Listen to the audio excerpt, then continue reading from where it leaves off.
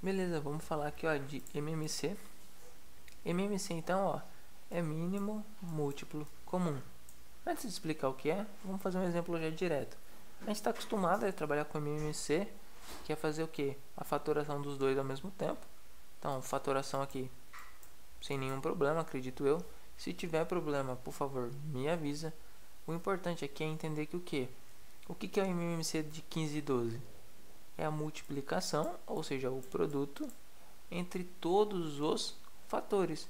Então, se eu multiplicar todo mundo aqui, está dando 60. Beleza. Ah, Vinícius, o que é a graça do MMC? A graça do MMC, ó, é vocês lembrarem desse quadradinho que está aqui, ó.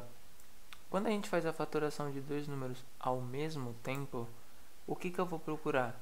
Um número primo que divide pelo menos um deles. Olha aqui no exemplo, o número 2.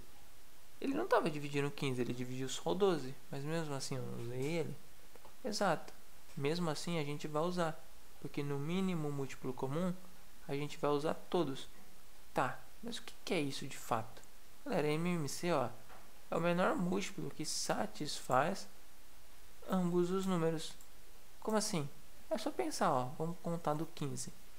15, 30, 45, 60. Ok, olha o 12. 12, 24, 36, 48, 60. O que isso quer dizer? Ó? Se eu continuasse a tabuada dos números, quem que faz o primeiro múltiplo entre eles que vai aparecer? Exato, o 60. Ok? Então MMC, tranquilo, certo? Agora vamos de MDC. MDC não é difícil, é o máximo divisor comum. É que é foda a gente lembrar, porque acaba usando só MMC o ensino médio inteiro.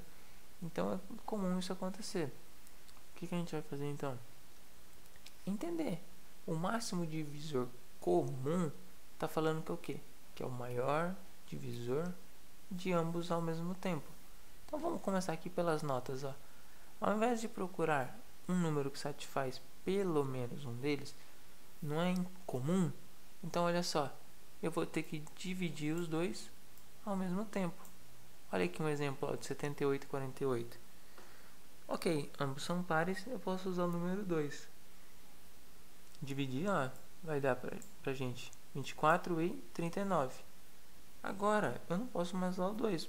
Ah, Vinícius, mas 24 é par. Então calma lá.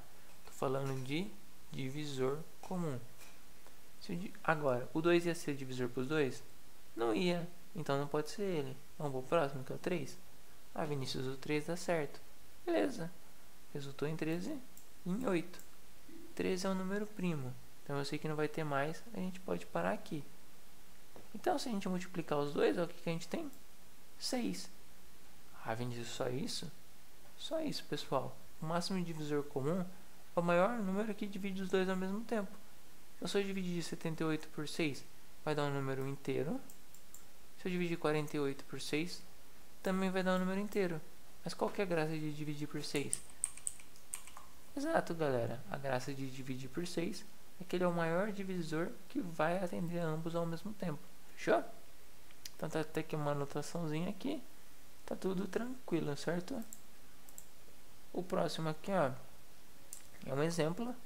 Então, ó, eu tenho um terreno de 3,6 metros e 4,2, onde eu desejo colocar piso. Qual a menor quantidade de pisos inteiros que cobrem o terreno? Note que os pisos são quadrados. Até fiz uma anotação aqui, ó. A menor quantidade de pisos quer dizer o quê? Que os pisos são pequenininhos? Não. Quer dizer que eu quero o maior piso possível para não dar problema para mim. Então, ó, se a gente só fizer aqui a substituição dos valores para ficar sem a vírgula, ok. O que a gente vai pensar? Pô, eu quero o maior piso comum. Tem que ser divisível nos dois ao mesmo tempo?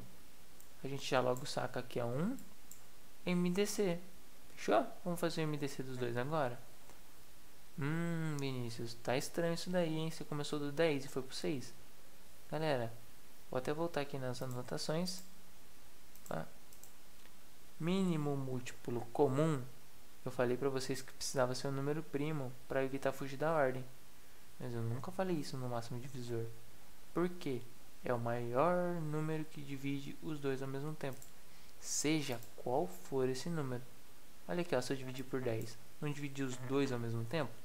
Então pronto, não tem problema. A gente pode usar o 10. É até melhor, que é mais fácil. Beleza, sobrou 36 e 42. Ah, Vinícius, eu não sei fazer assim. Eu nunca vou pensar no 10 ou no 6. Galera, vai fazendo devagar. Tento 2, tento 3, tento 5, tento 7 e assim por diante, até chegar. Não tem problema. Ou tenta várias vezes, tipo, vai ter vários número 2 lá. Não tem problema. Mas beleza, aqui a gente já jogou direto no 6. Sobrou 6, sobrou 7. O que isso quer dizer? Que não tem como mais dividir ao mesmo tempo. Algum piso ficaria quebrado. Então, ó, pra que eu tô achando isso aqui? Eu tô pra achar, ó, o tamanho de cada um dos pisos. Já sei que cada piso tem 60 centímetros de lado. Por quê? Se eu colocar pisos de 60 por 60, eu vou conseguir cobrir a casa certinha, sem nenhum piso quebrado. Tá, só pensar então. Se cada piso tem 60 por 60, vamos achar quantos a gente precisa para cobrir o terreno. Então, ó, só dividir. Tem 360 centímetros de um lado e 420 do outro. Dividido por 60, que é o tamanho do piso que eu achei. Olha que legal. Eu tô falando que para cobrir comprimento, eu vou precisar de 6 pisos. E para a altura, 7. Então, se eu multiplicar aqui, ó, qual que é o total de pisos que eu preciso? Isso mesmo, de 42. Fechou? Espero que essa parte tenha ficado tranquila. Depois eu volto para falar de divisor e divisibilidade.